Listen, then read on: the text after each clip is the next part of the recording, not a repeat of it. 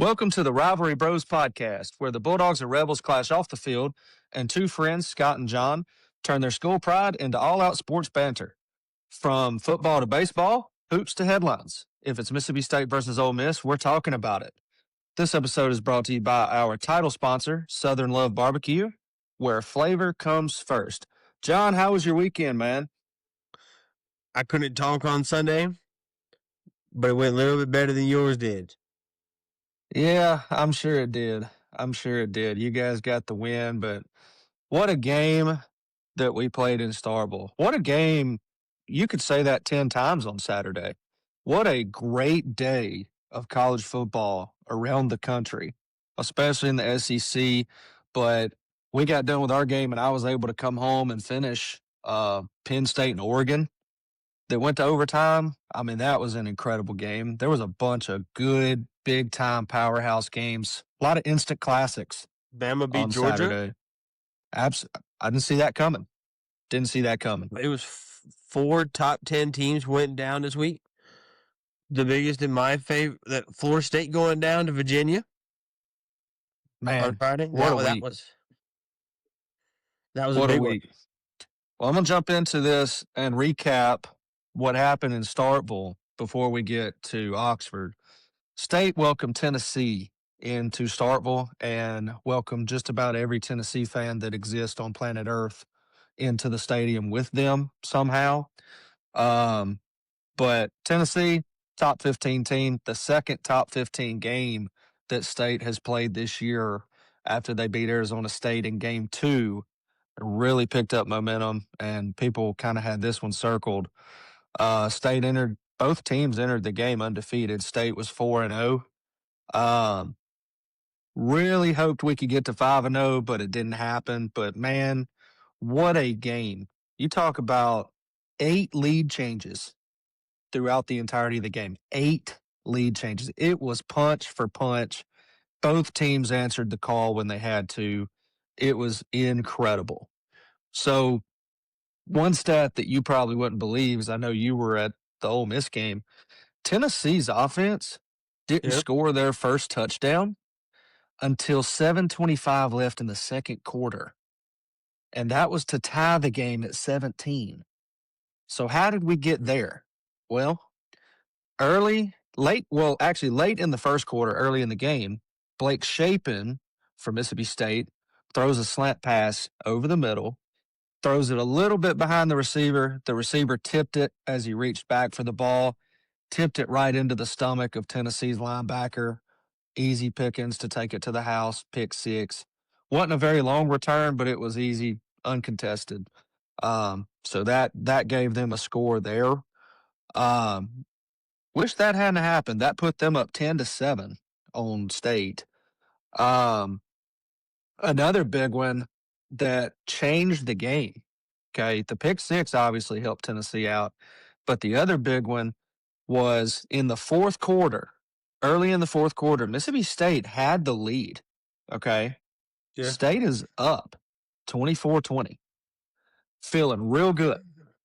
Jeff Lebby calls one of the best play calls I think I've seen at Davis Wade Stadium, or at least in a long time.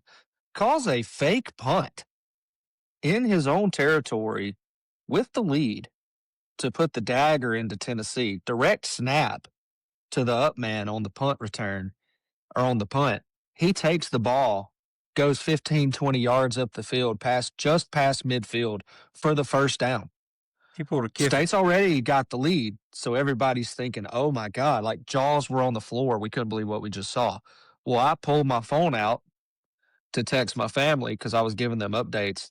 And right as I typed, wow, we just got a fake punt for a first down. What a call. I look up just in time to see Blake Shapen get destroyed for a strip sack, fumble recovery touchdown for 41 yards for Tennessee, for them to retake the lead. All that happened in about 18 seconds.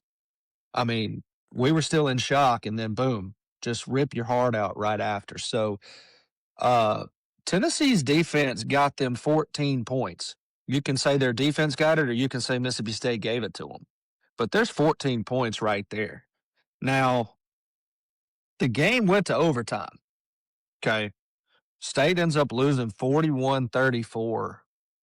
But here is the sequence of the game, in my opinion. And I know you would have been not even a Mississippi State fan. You would have been beside yourself having to watch what we watched.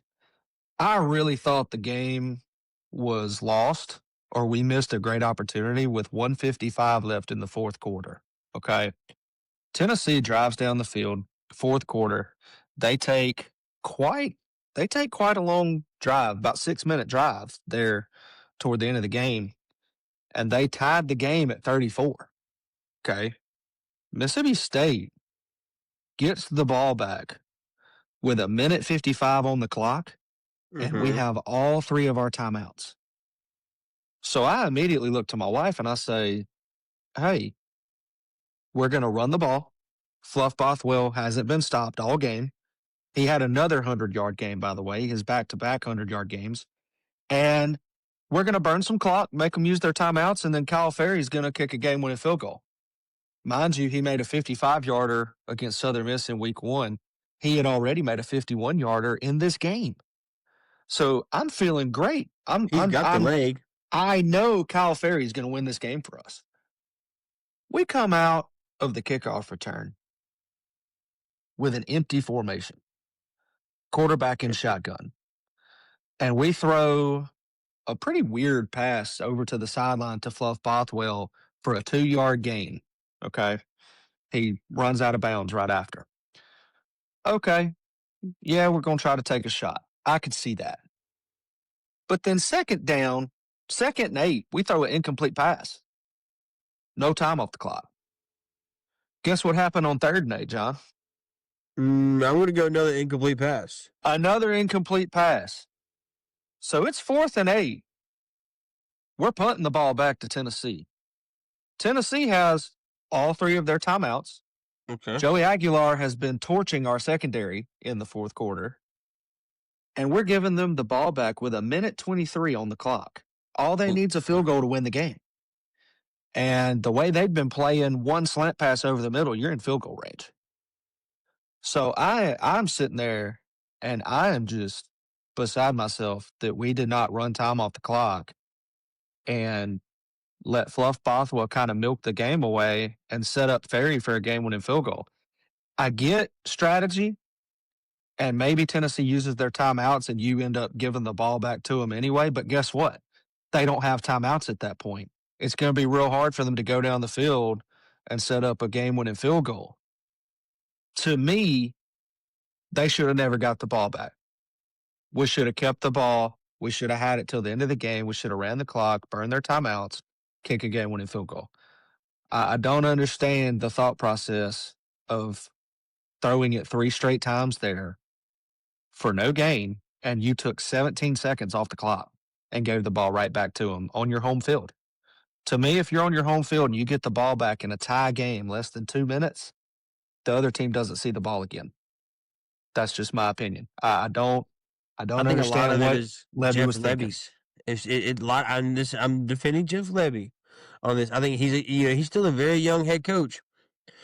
So what I'm going to compare it to is say Ole Miss and Florida last year. You compare it to that, he made a call and it was wrong. And he owned up to it. I saw a quote to it. He's like, man, I should have done this. But it's a learning curve, and he's never been in that situation before. Well, thankfully, I don't know what was going on in the last 2 minutes of that ball game, but it was almost like both coaches were trying to outsmart themselves and got in a pickle. Because when we gave the ball back to Tennessee, I told my wife, I said, this is over. We're fixing to lose. And Tennessee ran the ball on first down and just let the clock run for 40 seconds. I mean, it was really odd, the sequence of their clock management there. Made no sense. Tennessee fans were furious. So it's one of those things where if Shapen hits a big play or if he hits a pass over the middle for a first down, you're the hero, right? But At the same time, Tennessee had not stopped the run. Fluff Bothwell's over 100 yards. He's averaging several yards per carry. Really felt like we could have won it in regulation. In reality, they get the ball back. They mismanage the clock themselves. We end up going to overtime. Yeah. Okay. So overtime comes. Tennessee loses the toss. We choose, which surprised me considering how much we elect to receive to start games. We chose to play defense first in overtime. And I mean, in overtime, that's smart. That you see what you Well, got to do. also, we were going the other direction, away from the student section, and I didn't agree with that.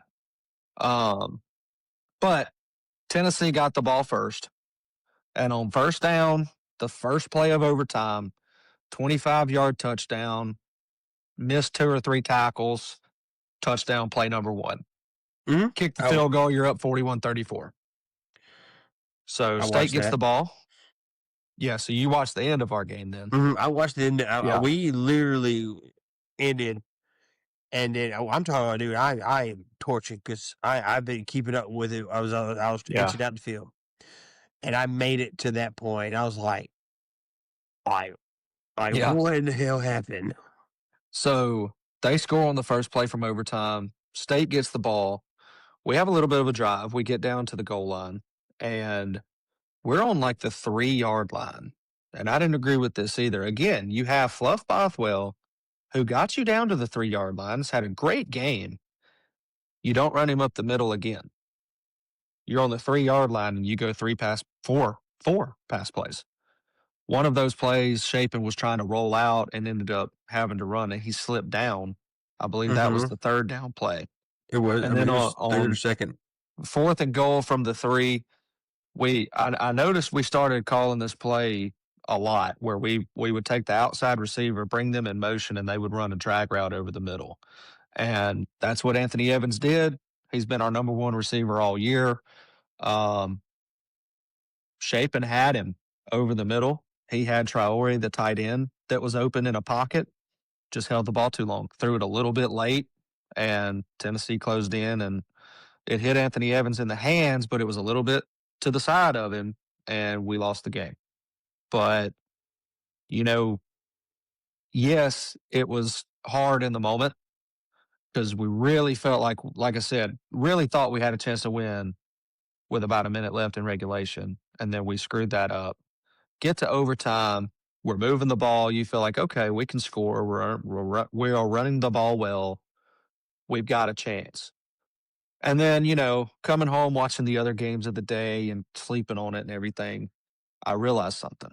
Yes, I was upset that we lost, but how much fun is it to still be in a SEC game in the fourth quarter? You know how many times that happened to us last year? Rare. We weren't even competitive. We weren't competitive with Toledo last year. So the fact that we even had a chance late in the ball game was so much fun. Just to be a part of a competitive, big time power football game. Mm-hmm. So it was a lot of fun. Like I said, the back and forth of it was crazy. I mean, both teams played their butts off. Not that they played well, but the effort, the energy, the crowd, the atmosphere, it was incredible. Now, like I mentioned earlier, player of the game, Fluff Bothwell, back-to-back 100-yard games. I believe he had 134 in this game. So that bodes well the rest of the SEC season and our running game. I don't know what's wrong with Blake Shapen. Like I said, on the pick six, he threw the ball late. He threw the ball late on 4th down when we lost the game. And this is the 3rd week in a row that he has passed for less than 200 yards in the ballgame. Had less than 200 against Alcorn State, less than 200 against Northern Illinois, and then less than 200 here against Tennessee. So I don't know if something's wrong with him, if he's not seeing receivers well, reading the defense well. He's just not getting the same open receivers and open looks like he was the first 2 games of the season. Not slinging it around as much as he was. So not sure what's going on there, but that's a little bit of a concern of mine heading forward. A lot of people want Kamario Taylor to start. A lot of people felt like he should have been in the game in overtime, running it in from the 3. Nevertheless, he didn't get put in. Red shirt's burned now, which who's going to redshirt this day and age? You want to play now, but Shapen's a 6-year guy. He's got the experience. I get why he's the starter, but I think Kamario Taylor gives you a lot more opportunity, and I would love to see him be used more and more the later in the season we get. He can throw, but he's going to be more of a dynamic runner right now this year, and I think we can use him a little better than what we're doing. So overall, great game in Starkville, one that I'll remember forever. Thought we had a miracle like Arizona State, but ended up not happening. I will say this: if I ever see the Orange of Tennessee in person again, I'll scream. I did not realize. I obviously don't like Ole Miss. I don't like LSU fans, but But brother, ain't nothing good about Tennessee, dude. as much as I dislike those, it ain't got nothing on Tennessee Volunteer fans. It was rough. Rough. We had some characters sitting by us, not to mention that whole side of the stadium was probably 70% Tennessee fans. And from a university perspective, I've kind of seen the narrative out there that, oh, faculty should get their tickets taken away. Well, what about the faculty that works there that's the only way they can go to football games and get tickets? How are you going to tell those people too bad? What happens is you have a 2-10 football team. You don't sell enough season tickets because you were 2-10. You got a second-year head coach that no one's sure what's going to happen with. You have a whole new roster. For all everybody knew, we were going to be 2-10 again this year. My prediction was 3-9. I didn't think we were going to be very good. So a lot of people didn't buy season tickets, and what does that do? That opens up the secondary market for these tickets to be put on there. Mm-hmm. And then I Ticketmaster. also saw, and I didn't think about this. I also saw a lot of mentioning about Tennessee fans around the Memphis area, and that it's closer for them to come to us than it is for them to go to Knoxville. Mm-hmm. So when they have a chance and you haven't played in Starkville for 12 years, They I jumped can on that. see how it happens. But at the same time, as a university, you got to find a way to either keep your tickets in house or put the visitors up in the upper deck in the corner.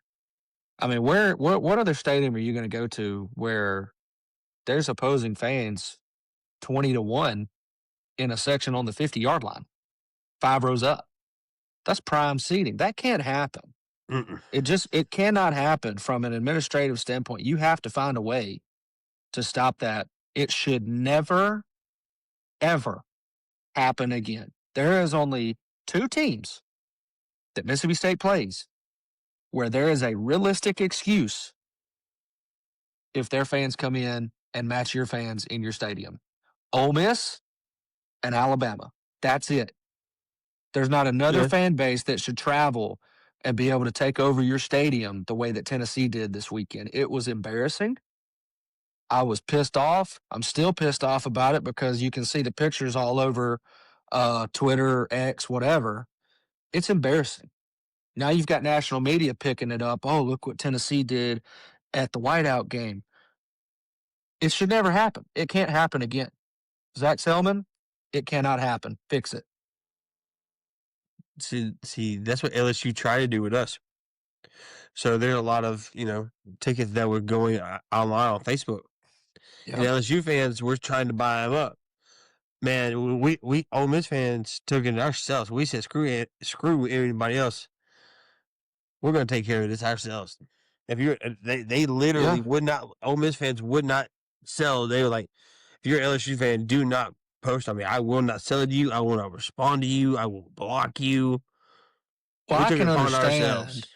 I can understand the tickets that get to the secondary market because there weren't enough season tickets sold, and the university's got to we make their sold money. out. I understand that, but when you're touting a sellout all week, and you walk into the stadium, And it's 40% orange. it was a sellout because of the Tennessee fans, not because of the Mississippi State fans. And I understand why people were kind of cautious to buy season tickets this year. But at the same time, you have a team that just beat Arizona State, who's number 12 in the country. You know you're playing Alcorn State and then Northern Illinois, which are likely wins. You know you're going to be 4-0 going into the Tennessee game, the first SEC game, and Tennessee's looking really good. There was a 3-week period where those tickets, Mississippi State fans could have got on there and bought those tickets and said, we're going to go support the team. We're going to go to the game. And it just didn't happen. So some of the tickets were bought before the season. And I think Tennessee fans swooped in at the last minute and bought them up this week. But Mississippi State fans got to do better. Everybody from top to bottom, admin and everything, there's got to be a better setup. There's got to be better opportunity. And move the visitor section. Why do we have visitors sitting down low? Put them in the roof. Put them in the top, in the very top corner as far away as you can. Give them 20 rows. There's your allotment. Too bad. Call it a day. All right? I don't ever want to see that crap again, Zach Selman. Fix it. Figure it out. I don't want to see it again. That's my rant for today. So, great game.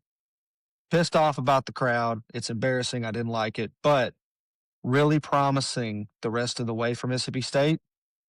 Really did not see this coming at all. The level that they play with. I really think we've got a chance to make a bowl now. Really looking forward to it. Tell me about Ole Miss LSU because I didn't get to watch a single play of it. Man, Trinidad is a gift that just keeps on giving. He doesn't disappoint. He's playing great football. And he was the player. He was the National Offensive Player of the week. He's number 4 on Heisman voting now on a bunch of the lists that I've seen. Don't bring that crap up.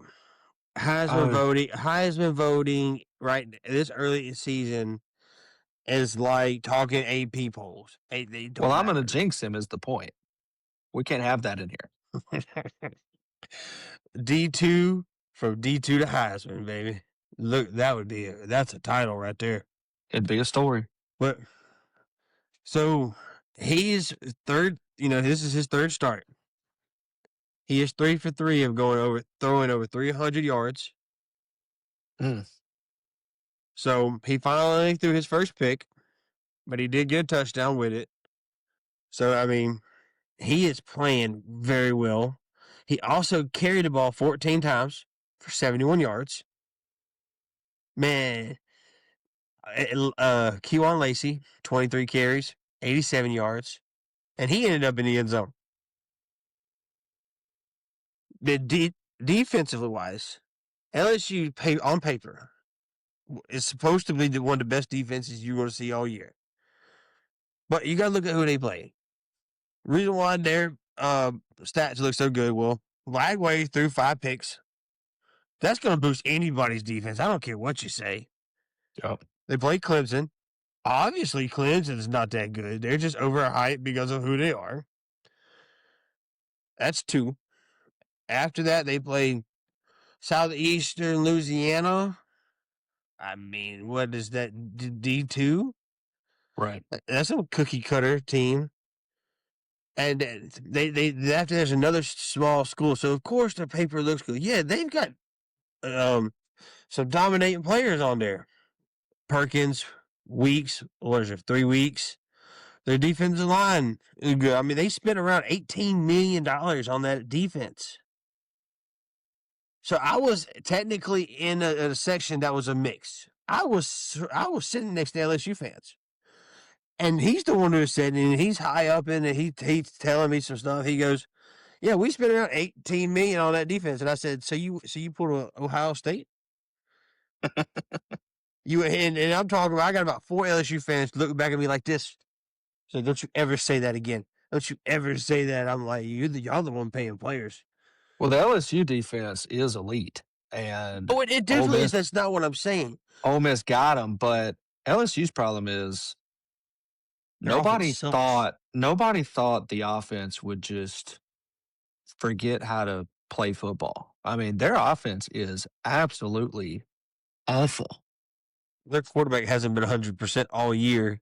And if they would have set him in those after the Florida game in those 2 cupcake weeks they had, Yeah. he could have been. That could have been a whole different game. Dustin Mackers not healthy.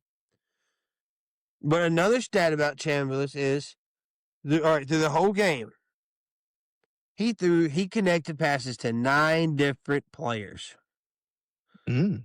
All right, so Wow. I was listening to Locked On Ole Miss today, and he compared Chambliss and Dart. Now, I'm not saying who's better than who.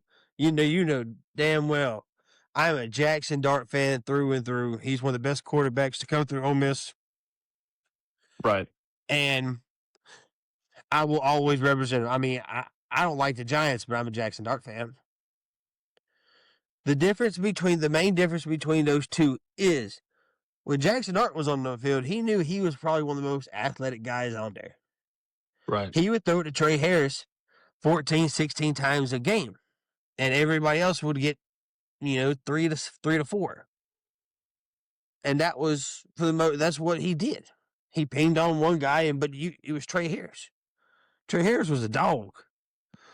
But Chambliss isn't the most athletic guy on the field. He's literally, basically, how I compare it to, he's having to be a Chris Paul out there in the NBA and play point guard. He has got some studs at tight end. That number 8, tight end we got, what's his name? Right.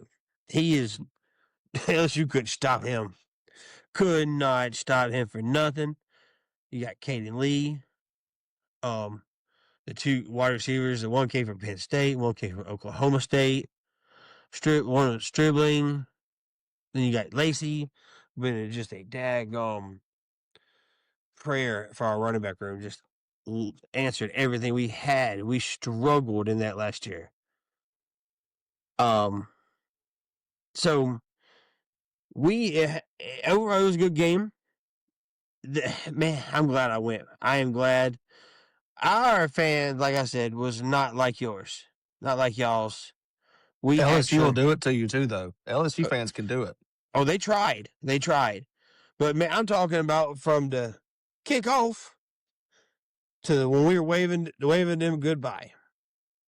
It was loud. Any fights? Not that I seen. Now there was one Good. drunk bastard that was on the row next to us, in the section next to us. He was close to getting his ass kicked. There was a Tennessee fan. I say that about the Tennessee fans, not in a way that they were just awful around me, but walking in, there was some issues with some fans yelling stuff, and it got to the point where it was just kind of annoying. And just kind of like, why would you even, why you act like that? That's just weird. Like we parked our car and we're walking in from the hump, and this guy pulls up and he says he's in a huge like F-350. Mm-hmm. Okay. You ain't finding a parking spot down there, buddy. Not in that tank. Okay. It's tight. It's tight. And he rolls the window down. He's got a Tennessee hat on the dashboard. And he goes, "Hi, is there any parking down there?" And I said, no. I think we got the last spot. And he goes, "You ain't gonna let me have it?" And I was just like, "No." And like we started walking. He grabs his hat and dangles it out the window. He goes, "It's for Tennessee, baby." I'm like, I don't care. No, I'm definitely not gonna find you a parking spot. Are you kidding me? And like people just yelling, and it's the first time too that I left my seat at halftime to go get a drink. I typically know to avoid the halftime crowd. This was toward the end of halftime, so people should have been, making their way back to their seat. I get off the seat and we sit right by the entrance to the Mm-hmm. ramp. So I know you know Davis Wade. So I Little step bit. out. I step out of the ramp and I take 2 steps down, and I can see the whole underside of the stadium down there where the bathrooms and restaurants and stuff are. It is literally shoulder to shoulder. I could not get off the ramp. There was so many people down there, and it was just nothing but orange. Nothing but that ugly orange Gaudy color. orange. I didn't realize how much I hate orange until this weekend. So it was it was something. Oh, Their fans are definitely so you they're would definitely you wear something. gaudy orange or would you wear powder blue? Ooh, he said, "Ooh, time out now." It pains me to say it. I would go powder blue before I'd go that orange color. I really The orange would. is awful. It's so bad. And it's not I at least Auburn mixes it well with the blue, but Theirs is this Tennessee orange theirs was is a god different awful. orange. That is gaudy orange. It's like a It's obnoxious. It's like neon. It's obnoxious. it's a neat. I can't Is this that I who hope I Blake never Shelton was see singing it. about? I hope I never see it again. And it may be that if Tennessee comes back to Starkville, I will not go to the game. It was that bad. I just Mm. don't want to deal with their I don't want to deal with their fans. Now LSU fans, they're not bad. You know, they travel They well, but can be. You get they're the not obnoxious bad to deal ones. with. No, The ones I've been around were not obnoxious, but um at least like, you know what I mean? LSU fans coming in and a lot of them, we have a lot of LSU fans around. Around here, it's not that far. mm-mm. But Tennessee just kind of came out of nowhere and it was not a good experience. Besides the Did fact that we lost, but what y'all's final score end up being? I'll have to, but well, I'll look for that. It was there was I think I remember 24-19. seeing It's like 24-19. yeah, it was I a much closer game than what I thought because somebody had told me at the game there was a fumble recovery in the end zone, some interceptions, and I was like, oh, okay. Uh, and then they said basically Ole yeah, Miss was handling 24-19. 24-19. the info I was getting inside our stadium from other people made it seem like you guys were up like 3 touchdowns. No, So I thought you guys kind of ran away from it, but well, our defense, man, they actually did put on a show though. Um, Granted, we're playing LSU's offense, and what we just said, they weren't that good. right. But if you remember when we played Kentucky, even Georgia State, a little bit of the Arkansas game, we couldn't stop the run. Mm-hmm. Could not stop it. But it's been some growing pains with our defensive line. But dude, Cam Franklin and his group is starting to figure it out. He's becoming a defensive line where if you don't double team him, he's going to blow that play up. He's Yeah. kind of got into his own. We only allow like 57 rushing yards. Like, that was impressive to me. I really enjoyed that stat. I think, and I mean, like, so the LSU fans were always like, Sage Ryan. So you remember that name? He transferred from LSU, came to Ole Miss. Strong Yeah. safety in the backfield. They were wanting them to target. They wanted LSU's offense to target him. They're like, he sucks. He can't do nothing. That's why he left us. Like, no, he left y'all because he knew your defense sucks, and he wanted to play with the real program. That's what he wanted to do, and it showed. Like, man, I've never been Baton Rouge. Never been. I want to go, but it was hard to be the atmosphere of the Grove. It was hard. Mm. I knew this is how I knew how good it was going to be. I stayed in Bruce, which is about 45 minutes away. Mm-hmm. I got into the Grove at 7:30 that morning. 7:30, 8 o'clock. It was still getting people in there. But by 10 o'clock, dude, you were shoulder to shoulder. Well, by Bumper 10 to o'clock bumper. too, the chicken tenders are ice cold and perfect for tailgating, right? We had tacos. See, I thought Ole Miss and the Grove was known for the cold chicken tenders Well, and plastic chandeliers everywhere. no, there is chandeliers now. And so when I got there at 8 o'clock, they were hanging them in the center of the tent, making them look pretty. But we actually had chicken and steak tacos at ours. And even now, and a lot of people, believe it or not, had corn dogs. Well, you're playing LSU. Oh, yeah, and it was actually good. Like we had a You have sign to in have a front of corn our dog for tent. LSU. The sign in front of our tent was a good throwback. It had some woman. What was her name? She was wearing purple and black. About 2014, she took a corn dog and did this on College Game Day. Katy Perry. That's right, Katy Perry. Yeah, And I then forgot about her. there was fans just stopping. Oh, we're in the middle, almost right next to the Walk of Champions. So They when got Ole that. Miss hosted game day, was that y'all were playing LSU? Mm-hmm. Oh, okay. I didn't. I forgot that completely. No, it was LSU or Alabama. But the point of the thing was, she took that corn dog and went, and somebody drew it up, and it was cool. But one of the last things I want to talk about for the weekend, when it had nothing to do with the game, it had nothing to do with the atmosphere. It's what happened about 1:00 Eastern time, or 1:00 around 1:00 Sunday, when they brought out those god awful AP polls. You're telling me, man. Oh, What a waste. What a waste. no, You've got man. I don't know. I want to see the actual like group who gets to vote on what. Because putting us at 4, mm-mm, mm-mm. I don't like it. what you think Never. you guys should. You think you should be higher or lower? Oh, definitely should be lower. Definitely. By how much? I was wanting us to be like, I knew we were going to crack top 10. We'd be a top 5 team. I knew there was no way we could not avoid not being top 10. I was hoping we go in there like an 8.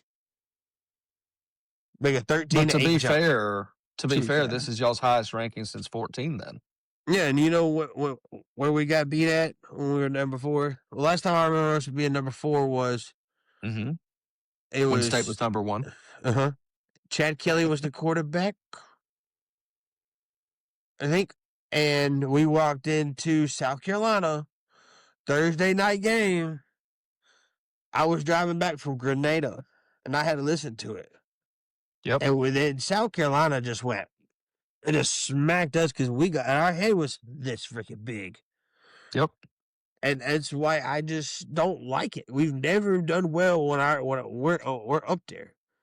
Now it's different time. Lane Kiffin preaches rat poison. He doesn't. He preaches to our team and our players saying, "Look, don't pay attention to that. Try to get 1-0 this week. 1-0." I get that, and I get a lot of coaches. That's their favorite thing is, oh, we're going to go 1-0. I doubt the players seriously adopt that mindset. You might have some, but there's no doubt players see it and they think about it and they They think definitely about it. think about it. Right. They have to. You just can't let it get to your head. I just don't believe in AP poll. Ever since the college playoff rankings came out, Yeah. that AP poll don't mean crap. Well, people are going to wait for the playoff rankings, and that's what they're going to go off of anyway. Right That's what now, matters. the little number besides every team is the Don't AP mean number. crap. But the very first college football playoff poll that comes out, that's where that number's coming from the rest of the year because it's the That's only what one matters. that matters. That is exactly what matters. You said you'd like to see who's making these votes. You saw the video a few weeks ago of the young lady, I think from Florida, that she was talking about. She had an AP vote and she put like a team in there that hadn't won a game. And she was like, oh, I just like, she did no research, didn't know anything about them. And just, I mean, that's who you have voting on these things. It's ridiculous. And, she should not have a vote. I think Ole Miss is high. I don't know that I would put them a lot lower, though. I really don't, because right now you look around the country, it's hard to me right now today to point at any one team in the country and say they're dominant, they're not going to be beaten all year. Maybe Ohio State, but strictly based off their schedule. Yeah, God. Beyond that, Texas is beatable. Tennessee is clearly beatable.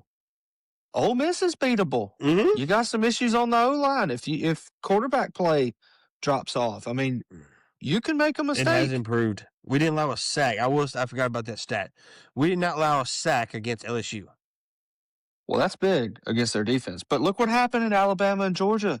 Both of those teams are beatable. So it's not the level of dominance Like it across the was 6 country years ago, you know? that it's not the level that we're used to seeing from the same 5 or 6 teams every single season. I think there's a lot of parity, and the level has been the playing field has been leveled pretty good this I year. mean, dude, Vanderbilt's 5-0. I know, and watch I what they're mean, what fixing is to do you to want? Alabama. I'm 32 years old, and I've never seen Vandy 5-0. I Like, remember Vandy being good when they had Jordan Rodgers, but Aaron they were Rodgers five brother, and and zero. James Franklin. They were ranked under But Franklin back but then. they go 5-0. 5-0. I don't know. They weren't beating Alabama. I know that. No, I mean, game day But is in Tuscaloosa this week for that game. it's going to be a good one. I fully expect Oh, it to be. I can go ahead before we even get to the predictions. You know, go Well, Doors. You know, speaking of predictions, let's get into this upcoming weekend. You guys have a bye week, so you're mm-hmm. not playing. So we're going to dive into a huge game between State and Texas A&M. It The is Ugly at Bowl. it is at Kyle Field, 6:30 SEC Network. A&M got number 6 on the rankings this week. So it's just the second road game of the year for State. You're going to play in front of 100,000 plus people. A&M is favored by 13.5. Your over 14 and a under. half. Your over unders 58. 55. Oh, it's changed since this Hey, it's afternoon. currently right now, as we said, it's 14 and a half and 55 over and under. Okay, so that's a line that's been moving the last 2 days. Then Mm-hmm. It's gonna keep moving. Those suckers. here's a stat for you. You remember the days of Johnny Manziel, right? At A&M when they first joined the SEC, Oh man, yeah. right? Yeah. Mike Evans. So, yeah, Christian Kirk. Man. How about this stat right here? Since Texas A&M joined the SEC, okay, Mississippi State and Texas A&M, the series is tied 9-9. How about that? That surprised me. I mean, Now getting into who this, wants to win the ugly maroon game? it's beautiful to me. I know you won't watch it. You'll puke on your TV. I won't watch it because you either got that one or Miami and Florida State. Well, for A&M, you got some serious playmakers. You got Marcel Reed at quarterback. He can sling it and he can run it. To me, he's the better version of Lenore Sellers at South Carolina. A little more polished, a little more experience. How about A&M's running back, Le'Veon Moss? That guy is a monster. He is a beast running I behind don't think the line. I've watched much A&M this year. I haven't really I've watched. seen him. I've seen him a few times, and I've seen their clips. That dude is legit. I'm telling you, he's a big-time running back. And at wide receiver, they got a guy by the name of Mario Craver, who was at State last year and was one of our better receivers last season. So he's one of the top receivers for A&M now. So those 3 guys kind of make up A&M's attack. And those are going to be the guys we have to key on for our defense. Now, here is some stats from the Texas A&M side. Currently, they lead the SEC in penalties. The number of penalties and the penalty yards they rack up. So they play they play an undisciplined brand of football. They play loose. Their defense is giving up 350 yards per game, and they're allowing 28 points per game. Now, they've played some good teams, but Notre Dame. There is opportunity there for Mississippi State to take this game. Now, can you make them uncomfortable? Can you make them make some mistakes, get in their head, knock some penalties around a little bit? That's going to be hard to do at Cal Field. I say if it was at y'all's field, Right. different story. different story. Y'all can get in their head pretty good. I think the key for me for this game is there's a few units to watch, a few things to watch here. A&M's run game versus our defense.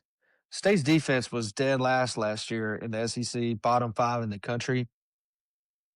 They have completely turned it around this year and are playing really good football. Right now, I'd almost trust the defense more than I would trust the offense for State to a degree. And they get it done. Now they struggle to stop the run sometimes, but they did a pretty good job against Tennessee. They don't get much of a pass rush or pressure on the quarterback, but we stopped the run pretty well this weekend. So can we stop Moss for A&M? Can we keep Reed in the pocket? That's going to be a big key to the game for me. State right now, their defense is ranked 62nd when stopping the run. We're 27th on pass defense. So our pass defense is much better than the run defense. Like I said, can we make A&M uncomfortable and get some mental penalties? Make them make some mental mistakes. It's going to be hard at Kyle Field, but it can be done. Third thing, our pass defense versus A&M's receiving core. Like I said, our pass defense is pretty good. They have Craver. Craver's really the standout guy for them. Our team's familiar with him. He's familiar with us. How does that look? Now, we lost a lot of playmakers in that haymaker of a Tennessee game. We lost Albert Reese on the offensive line. We don't know if he's going to be back. Kelly Jones, one of our top DBs.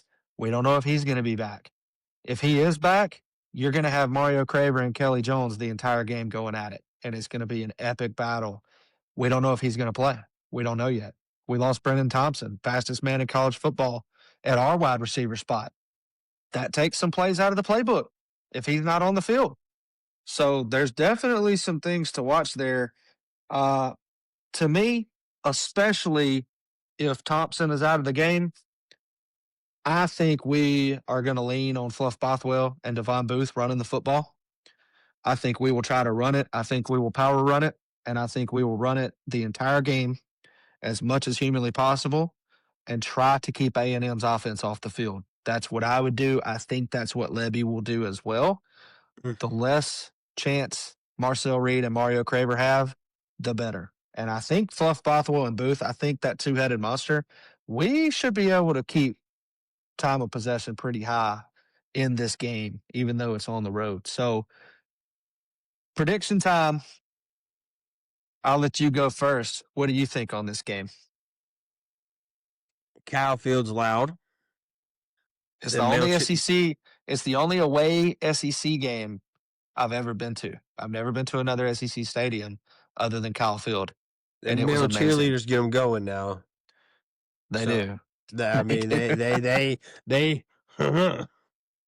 So, I think A&M covers. You think they cover? I think they cover. Okay. But right now, we don't really know what the spread could go down. It could go up. Yeah. A&M's going to win this game. Watch the line on Wednesday when the injury reports come out. That's they're mandatory. They're mandatory Mhm. for conference games. I think we'll see some big moves on the line after those injury reports come out, especially from our side. Mm-hmm. If y'all could contain, like you just said, the quarterback, running back, y'all might have a chance in the first half. And if y'all, but I'm gonna go 35-17 A&M. I think that would be a big disappointment considering the game we just played, but I'm not far off from you. I do not think Texas A&M covers.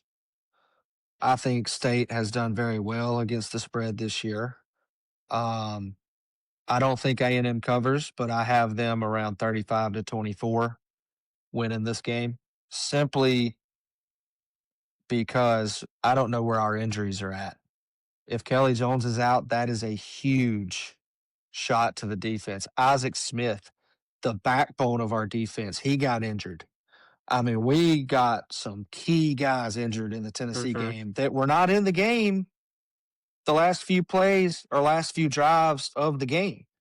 If they are in the game, that That game changes it. more than likely ends differently. So they are playmakers, they're game changers, and we lost several of them. So right now, without knowing if they're playing and the fact that it is at Kyle Field, 110,000 strong, it's crazy loud there. I've got A&M winning 35-24. Okay. If it was in Starkville and we didn't have the injury bug, I would feel quite a bit different. My prediction would be a little different. If it was a Starful, Right, right. I would. I can't pick Y'all us to. could have covered. It's kind of like I said against Arizona State and Tennessee. We have a 12 or 13 game SEC losing streak, and we're on the road, and we have injury problems that we're not sure about. Until I see us do it, it's hard for me to go our direction on this one. Well, So we could shock. We've been playing better in every game than people thought we would do. So, 35-24, if it's closer than that, icing on the cake to me. So you ready let's to get go to the around rest the of them? country. Let's go around the country in the SEC. What do we got All on right. the other games? At 11 a.m. ABC, Kentucky versus Georgia. Spread is currently sitting 20.5, over and under 48.5. Georgia's gonna be mad after that Bama loss. At Georgia? It is at Athens between the hedges. Oh, Kentucky's good just about to night. get waxed. Good night, Kentucky. Don't even get off the bus, baby. Quick note: Mark Stoops gets fired this year or what? We've already seen one. No, Okay. no. All That right. he's done. He has done too much there, and they have not been bad enough, long enough to constitute firing him, in my opinion. Okay. All right. And this is the battle of overhyped quarterbacks this year. Texas versus Florida in Gainesville. The spread is 6.5 points to Texas. Over and under is 42.5. Does Florida It'd be turn it really around this hard. week? It'd be really hard for me to pick Florida against Texas, but Texas has not played well yet.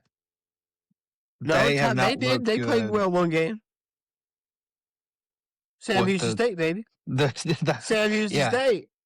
When I say you have not played well and you've played UTSA and Sam Houston State, that's not good.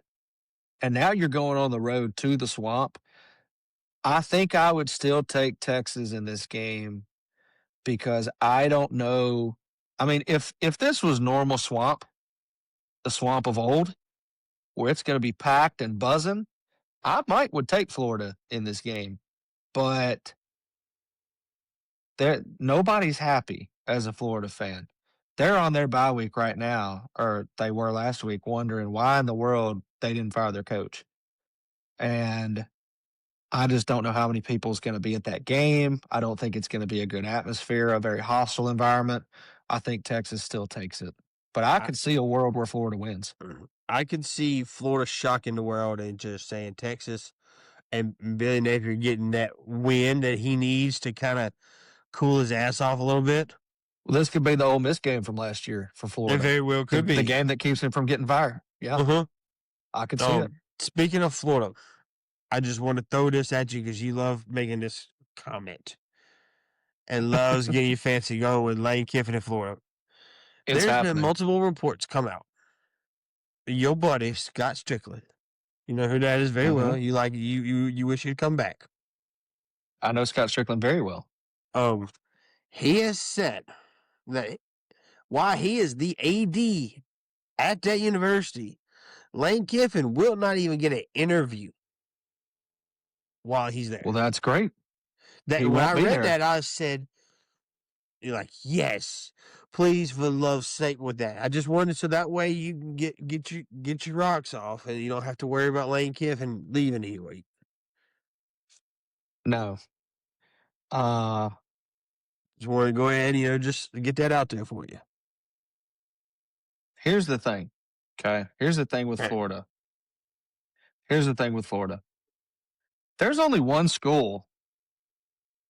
There's only one school, okay, that I would put actual dollars on the line that Kiffin would leave Ole Miss for.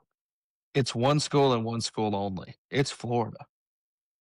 It's the Florida Gators. I was shocked when all the Auburn stuff happened because I could not see him in the orange and blue of Auburn. It just didn't feel right. It wouldn't look right. It was just very odd. And I this weekend, Sunday, I watched the E60 documentary that was about Lane Kiffin. Mm-hmm. Learned a lot about him. I enjoyed learning about the background with his dad, Monty, and the NFL legend. Some of the stops he had starting out his career, I didn't really know about. So it was a great documentary. Great documentary. It was really, but here's the thing. Here's the thing. His daughter on there said she made a PowerPoint to get him to stay in Oxford. And he said he had not made his mind up. But you don't make a PowerPoint and everything when you're her age if you don't have a good inkling of what direction he's leaning. And based on that documentary, it's pretty clear he was leaning toward taking the Auburn job until she stepped in and kind of put some things in quotations perspective. right there. So I think he was absolutely leaving and then changed his mind, which coaches do. They're allowed but I'm to. telling you, there is one coach Florida wants, and it's Lane Kiffin, and there's one school that he would leave for, and it's Florida. It's a match made in heaven. Now, here's the thing about Scott Strickland. Yes, he's from Starkville. Yes, he was Mississippi State's athletic director. Okay. Dan Mullen was Mississippi State's football coach. So Scott Strickland hires Dan Mullen away from Mississippi State to go to Florida. Guess what Dan Mullen's record was at Florida when Scott Strickland fired his buddy from Mississippi State, who he brought to Florida? Guess what the record was? It's better than Billy Napier right now. Dan Mullen was 34-15 at Florida, and Scott Strickland fired him, and they have been awful ever since. Mm-hmm. It does not matter what Scott Strickland wants or doesn't want. Scott Strickland's not going to be the AD that makes this next football hire. Dan Mullen, Arkansas. I don't think so. That's not a good fit. I'm just telling you, when you tie yourself to coaches as an AD, especially the moneymaker that is football, you only get to make a few hires and them not work out before you're looking for a job yourself. That's where Scott Strickland is. And I can tell you 100% certainty, my wife's family lives there. They are down there. They're in it. I can tell you the boosters and the money bags at Florida, Want Lane? They want Lane Kiffin.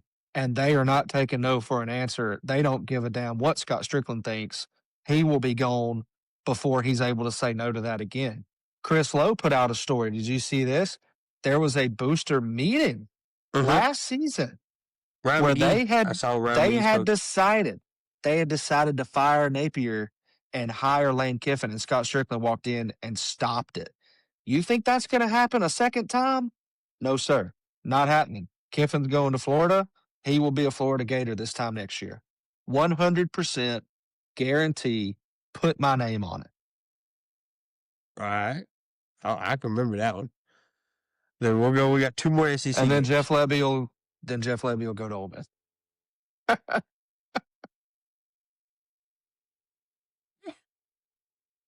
We hate it. And then Dan Mullen comes on home to Starkville.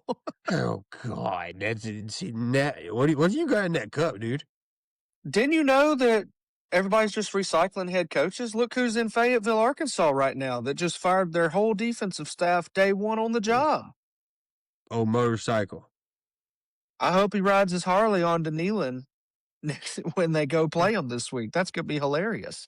Next week, yeah, they're on bye this week. So he's got 2 weeks to make changes. And boy, he's making them fast. He's not wasting any time. All right. Who else we got? 2 more.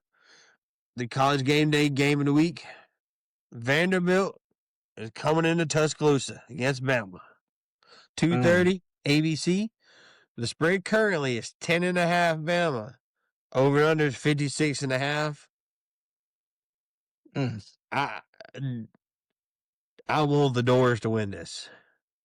So bad. If I want Vanderbilt to win You this, want them to, but are you picking them to? I picked them cover the spread. Okay. So you think Bama wins, but they don't cover?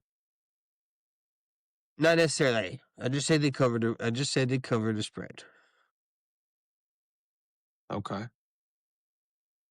It's hard to go. It's hard to pick against Diego, man. It is hard to pick against him, but Alabama just went on the road to Athens. Alabama's hot right now. I mean, And if you remember last week, I predicted Georgia to blow Alabama out because I didn't believe Alabama could do it. But now you've seen Boy, did they prove me wrong. Now you're coming home against Vanderbilt, another big game in a row. I think DeBoer knows this is a turning point. If they were to drop this, it effectively kills their season and would be such a letdown after beating Georgia on the road like they did. I think Ty Simpson's in a groove right now. I think he's slinging it very well. Mm-hmm. I think Bama wins this one, something to the tune of 28-14, 28-17, something like that. I give you a slobber knocker on the last one. Okay. Kent State versus Oklahoma. Spread. Well, 45. Oklahoma's without Mateer, so I have no idea what their quarterback situation looks like. So like I said, the spread is 45.5. The over and under is 53.5. Kent State's pretty bad. I mean, they are 1-3. If Mateer was playing, I would easily take Oklahoma to cover. Oh, man. That's tough. That's a lot of points. That's a lot of points. And I got one for non-SEC after that one. I think I take Oklahoma to win, but I don't think they cover that. No, that's too many points to play with. I would just straight up. Yeah. But Miami, Florida State, 4.5 points to Miami. It is in Tallahassee. Oh. Over and under 54.5 currently. I think Florida is absolute garbage. Florida State. Miami, no, I know, but Miami didn't really beat Florida as bad as I thought they could. Mm-hmm. That quarterback Florida They're on the road. Castellanos is a beast for Florida State. They just took an L, so they upset. Who did Florida State lose to? Virginia. On the walk-off. Mm-hmm. Yeah. Oh, man. I think I would take... give me Florida State at home on that. I'm with you. I'm taking Florida State. Down goes Miami, baby. Down goes Miami. Well, it should be another good weekend of football. I will be on a boat somewhere in the middle going toward the Bahamas. So honestly, I don't know how the internet works out there, if I'll even be able to watch football. We will be in the Bahamas on Saturday, so I don't know. I'm going to try, but I'm not paying extra Wi-Fi to watch us. Yeah, well, I will, but I want to find a way to watch the games, but I don't know if I will. But should be a good weekend again. I'll be out next week. We're on bye week next week. You guys are on bye week now. Mm-hmm. So we will be back. So thanks for tuning in to Rivalry Bros. Don't forget to subscribe, leave a review, and follow us on social media. That is at Rivalry Bros Podcast. Until next time, Hail State. Howdy, toddy.